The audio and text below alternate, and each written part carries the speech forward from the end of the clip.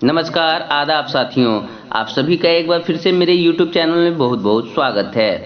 आज के इस वीडियो में शिक्षा विभाग से संबंधित आज की महत्वपूर्ण खबरों को हम जानेंगे। उससे पहले अगर आपने मेरे चैनल सरकारी स्कूल एक पहल को अभी तक सब्सक्राइब नहीं किया है तो सब्सक्राइब जरूर करें। साथ ही बेल आइकन को दबाना बिल्कुल ना भूलें ताकि आने वाले हर एक वीडियो का आपको नोटिफिकेशन मिल सके। फेसबुक और इंस्टाग्राम के पेज को लाइक करें, ट्विटर पर हमें फॉलो करें। तो चलिए आज के दिन भर के शिक्षा विभाग के मुख्य समाचार को हम जानते हैं। जिनके सर्टिफिकेट नहीं हुए अपलोड, सूख रहे हैं उनके होंठ। मियाद होगी आज पूरी, तिथि बढ़ाने की मांग उठी। राज्य के निगरानी जांच में जुटे हुए पंचायती राज एवं नगर निकाय शिक्षकों के लिए शिक्षा विभाग के वेब पोर्टल पर सर्टिफिकेट अपलोड करने की मियाद मंगलवार को पूरी होने वाली है। प्रदेश में तकरीबन 88,000 ऐसे पंचायती राज एवं नगर निकाय शिक्षक हैं जिनके शैक्षणिक एवं प्रशैक्षणिक सर्टिफिकेट के फोल्डर जांच के लिए निगरानी को नहीं मिले हैं। इनके मद्देनजर शिक्षा विभाग ने वेब पोर्टल तैयार कर संबंधित 88,000 पंचायती राज एवं नगर निकाय शिक्षकों को उन सभी सर्टिफिकेट को अपलोड करने का निर्देश दिया है जिनके आधार पर वे शिक्षक पद पर नियुक्त हुए हैं। ऐसे शिक्षकों को वेब पोर्टल पर सर्टिफिकेट अपलोड करने के लिए 21 जून से 20 जुलाई तक समय दिया गया है। साथ ही यह हिदायत दी गई है कि सर्टिफिकेट अपलोड नहीं होने वाले शिक्षकों की नौकरी जाएगी। इनके द्वारा भुगतान ली गई राशि को भी वसूल की जाएगी। पंचायती राज एवं नगर निकाय शिक्षकों के सर्टिफिकेट की निगरानी जांच पटना उच्च न्यायालय के आदेश पर चल रही है। इस बीच पंचायती राज एवं नगर निकाय शिक्षकों के विभिन्न संगठनों ने वेब पोर्टल पर सर्टिफिकेट अपलोड करने की तिथि बढ़ाने की मांग की है। शिक्षक संगठनों ने कहा है कि वेब पोर्टल पर शिक्षकों से जुड़ी अंकित सूचनाओं में त्रुटियों के मद्देनजर सर्टिफिकेट अपलोड करने में परेशानी हो रही है। बिहार राज्य प्रारंभिक शिक्षक संघ के प्रदेश अध्यक्ष प्रदीप कुमार पप्पू ने ईमेल से मुख्यमंत्री को ज्ञापन भेजकर वेब पोर्टल पर सर्टिफिकेट अपलोड करने की तिथि कम से कम 1 माह बढ़ाने की मांग की है। ज्ञापन में कहा गया है कि टंकन की भूल की वजह से पोर्टल पर शिक्षकों से जुड़ी समस्याओं में कई प्रकार की जिसे सुधार किया जाना जरूरी है। परिवर्तनकारी प्रारंभिक शिक्षक संघ के प्रदेश अध्यक्ष बंशीधर ब्रजवासी ने पोर्टल पर सर्टिफिकेट अपलोड करने की तिथि 2 माह बढ़ाने की मांग को लेकर मुख्यमंत्री शिक्षा विभाग के अपर मुख्य सचिव, शिक्षा विभाग के प्रधान एवं प्राथमिक शिक्षक निदेशक को ज्ञापन दिया है। पोर्टल पर त्रुटियों का उल्लेख करते हुए ज्ञापन में कहा गया है कि इसके चलते शिक्षक सर्टिफिकेट अपलोड नहीं कर रहे हैं। इसी बीच परिवर्तनकारी शिक्षक महासंघ के प्रदेश कार्यकारी संयोजक नवनीत कुमार एवं प्रदेश संगठन महामंत्री शिशिर कुमार पांडे ने राज्यपाल को ज्ञापन देकर पोर्टल पर सर्टिफिकेट अपलोड करने की तिथि बढ़ाने एवं शिक्षकों को ऑफलाइन सर्टिफिकेट जमा करने का आग्रह किया है। ज्ञापन में कहा गया है कि वेबसाइट पर अशुद्धियों की वजह से शिक्षक पोर्टल पर सर्टिफिकेट अपलोड नहीं कर पा रहे हैं। शिक्षक नियोजन की गड़बड़ी की आई रिपोर्ट, छानबीन में जुटे अफसर। 250 से ज्यादा अभ्यर्थियों का 2-2 नियोजन इकाई में हुआ चयन।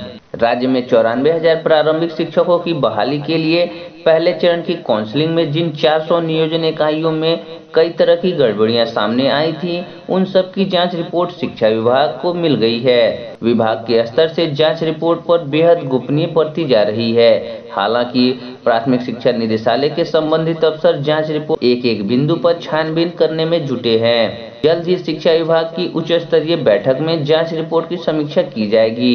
इसके बाद विभाग के स्तर से दोषियों पर कार्रवाई होगी। ध्यान रहे कि विभाग ने पहले ही संबंधित 400 नियोजन इकाइयों की काउंसलिंग और मेगा सूची रद्द कर चुकी है।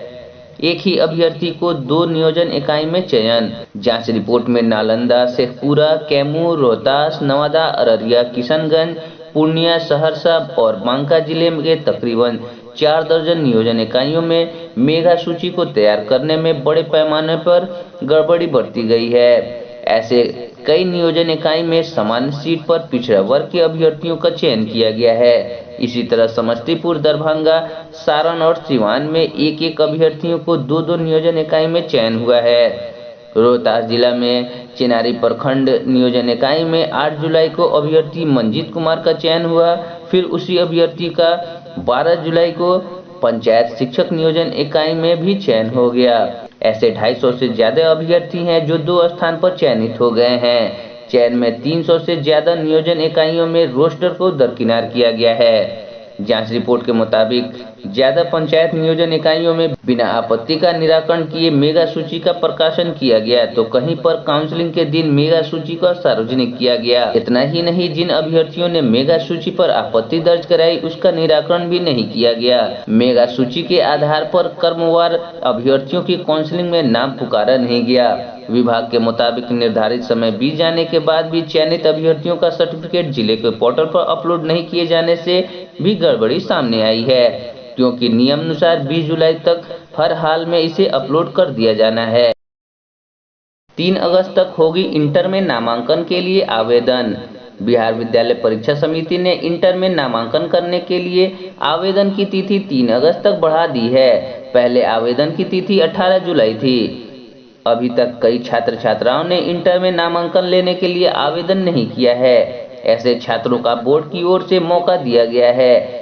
उसके बाद नामांकन के लिए मेरिट लिस्ट जारी की जाएगी। बोर्ड ने स्पष्ट कर दिया है कि किसी भी स्थिति में ऑफलाइन आवेदन स्वीकार नहीं किए जाएंगे। बिहार बोर्ड ने स्पष्ट कर दिया है कि अब तक आईसीएसई और सीबीएसई की ओर से 10वीं का रिजल्ट जारी नहीं किया गया है। सीबीएसई द्वारा रिजल्ट जारी होने के बाद उन्हें भी बोर्ड ऑनलाइन आवेदन करने का मौका प्रदान करेगी। नालंदा ओपन यूनिवर्सिटी में नामांकन के समय पैसा जमा हुए बीता 1 साल, नहीं मिली अध्ययन सामग्री। नालंदा खुला विश्वविद्यालय वर्ष 2020 में विभिन्न कोर्स में नामांकन के लिए छात्रों को स्टडी मटेरियल उपलब्ध नहीं कराया गया है। छात्रों ने अध्ययन सामग्री के लिए नामांकन के समय ही पैसा जमा कर दिया था। इसके चलते विश्वविद्यालय भी परीक्षा की तिथि घोषित नहीं कर रहा है। इन हालात में नालंदा ओपन यूनिवर्सिटी का शैक्षणिक सत्र भी काफी विलंब चल रहा है। बिहार विद्यापीठ स्टडी सेंटर पर स्टडी मटेरियल लेने पहुंची सुमन, रंजू, अमन आदि ने बताया कि वर्ष 2020 में ही नामांकन लिया गया है, अभी तक किताबें नहीं मिली हैं। कर्मियों ने बताया कि वर्ष 2019 वाले को ही किताबें दी गई हैं, 2020 वाले का मटेरियल अब तक नहीं आया है। 2020 में लगभग 19,000 छात्र छात्राएं हुए नामांकन। 2-3 वर्ष पहले तक नालंदा खुला विश्वविद्यालय में नामांकन की गहमागहमी रहती थी, लेकिन शैक्षणिक सत्र के विलंब के चलते तथा स्टडी मटेरियल समय पर नहीं मिलने के वजह से अब कम छात्र पहुंच रहे हैं। वर्ष 2018 में यहां लगभग 40 से 45 हजार अभ्यर्थी नामांकन हुए थे। वर्ष 2020 में लगभग 18-19 हजार के आसपास है। उपयोगिता प्रमाण पत्र जमा करने को शिविर आज। जिला शिक्षा पदाधिकारी अमित कुमार के निर्देश पर वर्ष 2017-18 एवं 18-19 की छात्रवृत्ति योजना के अंतर्गत पिछड़ा वर्ग, अति पिछड़ा, एससी और एसटी को उपलब्ध कराए गए उपयोगिता प्रमाण पत्र जमा करने के लिए मंगलवार को राजकीय बालक हाई स्कूल शास्त्री नगर में शिविर 11 बजे से लगेगा। पाटलिपुत्र विश्वविद्यालय मुख्यालय पर विद्यार्थियों का प्रदर्शन। पाटलिपुत्र विश्वविद्यालय में परीक्षा विभाग को एकेयू में ले जाने, प्री पीएचडी नामांकन परीक्षा में गड़बड़ी, लंबित रिजल्ट को लेकर छात्रों ने राजेंद्र नगर मुख्यालय पर प्रदर्शन किया। छात्रों का कहना है कि पाटलिपुत्र विश्वविद्यालय का मुख्यालय राजेंद्र नगर में ही है और परीक्षा विभाग के कार्यों के लिए मीठापुर जाना पड़ेगा। स्कूलों के पास सड़क हादसे रोकने को नई गाइडलाइन बन रही। सड़क किनारे बने सरकारी व निजी स्कूलों के पास होने वाली दुर्घटनाओं को रोकने के लिए परिवहन विभाग नई गाइडलाइन तैयार कर रहा है। इसे राज्य के सभी स्कूल प्रबंधनों को मानना होगा। इसके साथ ही पथ निर्माण विभाग को महत्वपूर्ण जवाबदेही दी जाएगी। सड़क सुरक्षा के अंतर्गत विभिन्न विभागों को समन्वय कर रिपोर्ट तैयार करने की टास्क दिया गया है। जरूरत के अनुसार स्कूलों के पास स्पीड ब्रेकर, जेब्रा क्रॉसिंग बनाने का निर्देश दिया गया है। सड़कों पर स्कूल से जुड़ा साइन बोर्ड व गति सीमा भी देने को कहा गया है। इसके अलावा जरूरत पड़ने पर बड़े स्कूलों के पास फुट ओवर ब्रिज बनाने की भी व्यवस्था होगी। स्कूलों के पास छुट्टी के समय गश्ती बढ़ाने का भी निर्देश दिया गया है ताकि नियम तोड़ने वालों पर कार्रवाई हो सके। हर 3 माह पर बैठक करेंगे डीएम। सड़क किनारे स्कूलों के पास किसी तरह की कोई सड़क दुर्घटना नहीं हो, इसके लिए जिलाधिकारी को भी निगरानी करनी होगी। इस संबंध में सभी डीएम को पत्र भेजा जाएगा और हर 3 महीने पर बैठक करनी होगी। स्कूल प्रबंधन को भी बच्चों की सुरक्षा की जिम्मेदारी दी जाएगी। यह सुनिश्चित करने को कहा जाएगा कि छुट्टी के बाद बस और ऑटो स्कूल परिसर में ही बच्चे को बैठाएं। राज्य में खोले जाएंगे कौशल विश्वविद्यालय। श्रम संसाधन मंत्री जीवेश कुमार ने प्रदेश में कौशल विश्वविद्यालय की स्थापना की संभावना को ध्यान में रखते हुए रविवार को राजस्थान के भारतीय कौशल विकास विश्वविद्यालय जयपुर का भ्रमण किया। मंत्री के मुताबिक बिहार में भी एक कौशल विश्वविद्यालय की स्थापना पर विचार किया जा रहा है। इसके लिए उनकी ओर से यह प्रयास किया जा रहा है कि कौशल विश्वविद्यालय ऐसा हो जहां विद्यार्थियों को सारी सुविधाएं उपलब्ध हों। भ्रमण के दौरान में भारतीय कौशल विकास विश्वविद्यालय में आधुनिक सुविधाएं देखने को मिली। यह विश्वविद्यालय कौशल आधारित कार्यक्रमों में अध्ययन कराने वाला पहला भारतीय संस्थान है, जिसे दुनिया के सर्वश्रेष्ठ निर्माताओं से प्राप्त मशीनरी और उपकरणों का उपयोग करके समग्र कौशल प्रशिक्षण हेतु एक अग्रणी संस्थान बनाया गया है। सीबीएसई के 10वीं का परिणाम अब 22 जुलाई के बाद सीबीएसई की 10वीं के परिणाम 22 जुलाई के बाद जारी होने का अनुमान लगाया जा रहा है। वहीं 12वीं का परिणाम 31 जुलाई के बाद जारी किया जा सकता है। पहले सूचना आ रही थी कि 10वीं का परिणाम 20 जुलाई तक जारी कर दिया जाएगा। बोर्ड के एक अधिकारी ने बताया कि कुछ स्कूलों ने तय नीति के मुताबिक मूल्यांकन नहीं किया था। स्कूलों ने मॉडरेशन में सभी छात्रों को सीमा से अधिक अंक दे दिए थे। स्कूलों की इस लापरवाही से सीबीएसई के निष्पक्ष मूल्यांकन पर सवाल उठ सकते थे। बिहार विद्यालय परीक्षा समिति के क्षेत्रीय कार्यालय पर हंगामा। मोती झील स्थित बिहार विद्यालय परीक्षा समिति के क्षेत्रीय कार्यालय पर सोमवार को लोगों ने भ्रष्टाचार के आरोप लगाकर जमकर हंगामा किया। उग्र लोग कार्यालय का मेन गेट तोड़ने पर आतुर हो गए। लोग सहायक निर्देशक से बात करना चाह रहे थे, लेकिन उन्हें मिलने से इनकार कर दिया।